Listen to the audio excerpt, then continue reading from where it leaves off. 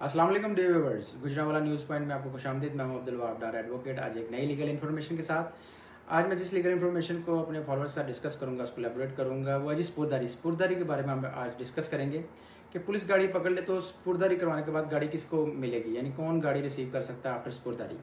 यानी कि पुलिस हमसे गाड़ी पकड़ लेती है, अपनी पोजेशन में ले लेती है, तो हम चाहेंगे स्पुर्दारी हमने करवा ली है, और कौन वो पर्सन है जो आफ्टर स्पुर्दारी गाड़ी पुलिस वालों से रिसीव कर सकते हैं। Basically they are two kind of persons, दो किस्म के अफराद हैं जी।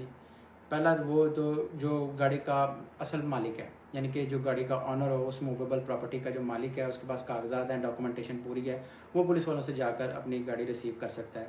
And the second one is the last possessor of that movable property, यानी कि जो उसका आखिरी पोजेसर था, जिसके कब्जे से पुलिस वालों ने गाड़ी पकड़ी है, अपने कब्जे में ली है, वो जाकर पुलिस वालों से गाड़ी रिसीव कर सकता है आफ्टर स्पुर्दारी।